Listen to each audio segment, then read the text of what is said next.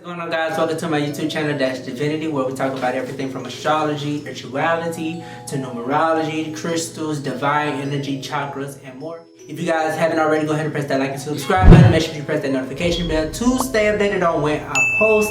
And without further ado, guys, let's just jump straight into the video. So the title of this video is going to be Astrology Deeper Than You Realized. And it's obviously just going to be covering some deeper aspects of astrology that we probably haven't ventured into, just things that people really haven't tapped into to fully understand how astrology, is a part of our daily lives and how astrology actually affects us. But we're just going to jump straight into the video. I have some notes, guys, that I'm going to be looking at just to make sure that I cover everything to its fullest extent so that I can give you guys, my best rundown or my best take of what astrology actually entails regarding our lives. We're going to be going through like 3 different misconceptions about astrology, and then I'm going to show you guys how these misconceptions, are misconstrued. Okay, so before I even get into anything, guys, I want to actually define what astrology is. And I'm going to be defining like what astrology is in my own definition. Written definition that I have right now of astrology is that astrology is the study of the movements and relative positions of celestial bodies as interpreted as having influence on human affairs and the natural world. So the next definition that I have of astrology is that astrology is the divination of supposed influences of the stars and planets on human affairs and terrestrial events by their relative positions and aspects. So one of the key words that I wanted to outline of that definition was that it stated that astrology is the study of the movements and relative positions of celestial bodies. So whenever you hear the word celestial pertains to the energy of heaven. And when you look in the Bible, God actually described the sky above us as the heavens. So in the beginning, God created the heavens and God created the earth. So the word heavens is synonymously used with the word sky. So in reference to celestial bodies, these are bodies that inhabit the sky. So even calling them bodies, it signifies or it denotes that these energies are living beings to some extent, in which they are.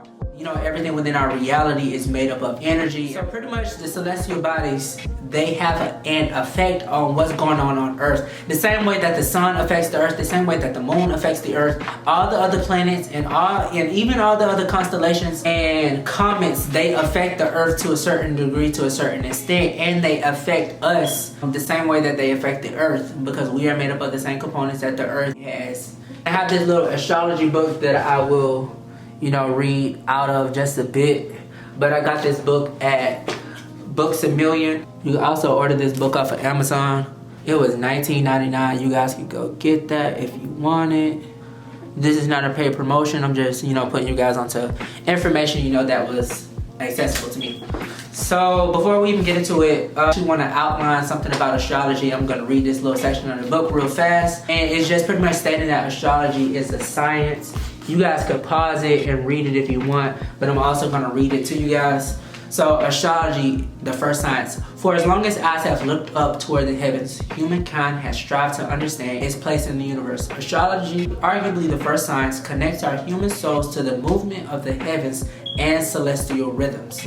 Long before physics, chemistry, biology, or any of those other subjects you may have tried to avoid in high school or college, there was astrology.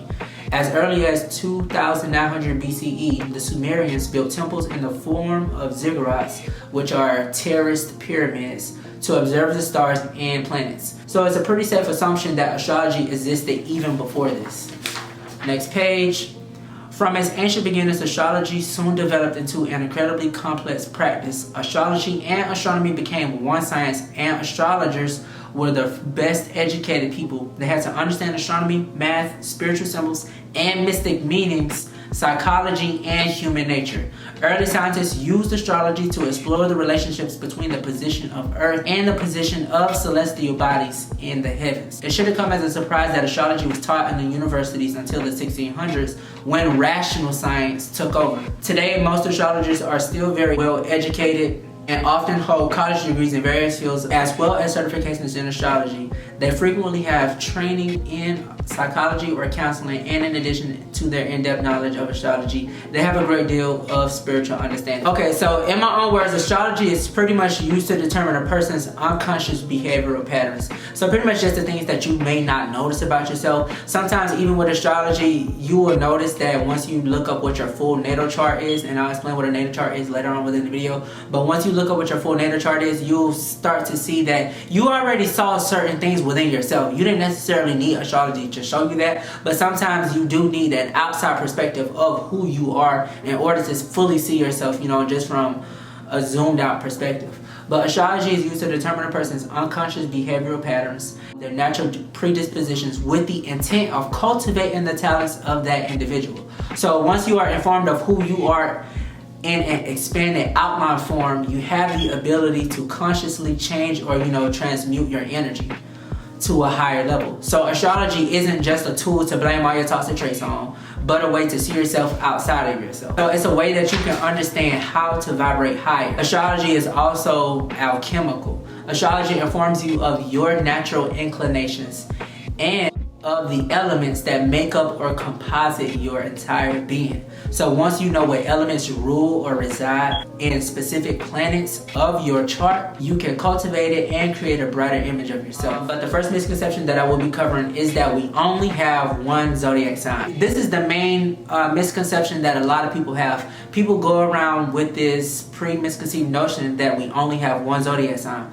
And so with this mindset, it causes you to pretty much have the mentality that it's like a one size fits all. So every Cancer should behave the same way, every Leo should behave the same way, every Virgo should behave the same way. When in our reality, everyone does not move the same way because we have a multitude of zodiacs already compiled within us. The zodiac sign that you are familiar with as being your own, within astrology, that is something called your sun sign. So within astrology, the sun and the moon, they are considered planets as well.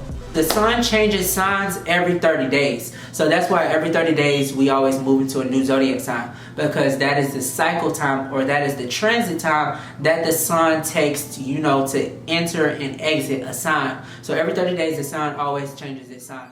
The three main signs that people are most concerned with within astrology is your sun sign, your moon sign, and what is known as your rising sign, or your ascendant, or your first house cusp, or your first house placement, or simply just your first house. Within astrology, you have a sign for the sun, you have a sign for the moon, you have a sign for Mercury, Venus, Mars, Jupiter, Saturn, Neptune, Uranus, and Pluto. So you have a sign for all of those planets. And there are even other comets that are within this universe, or stars that are within the universe, such as Ceres, and some other ones that I can list in the video later on. But you are not just one zodiac sign, so this is why one Cancer could behave entirely different from another Cancer.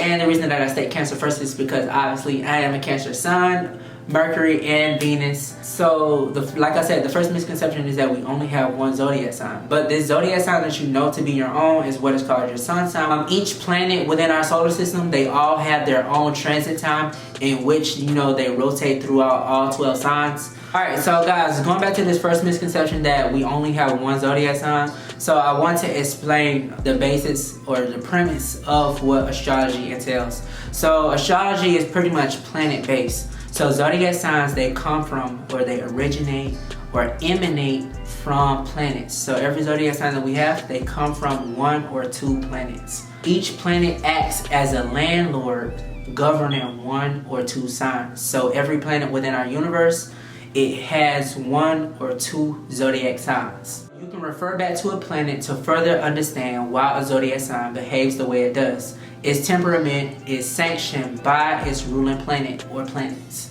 So while the planets rule the zodiacs, however, rule a house. So we have 12 zodiac signs, so therefore we have 12 houses. So within astrology, we have planets, we have signs, and we have houses. So planets, pretty much, they are actors. They act out different energies. And given that they rule over particular zodiac signs, this means that they have a home position meaning that this is the energy that they truly reside in. This is the energy that makes up what that planet constitutes, or makes up what that planet fully entails.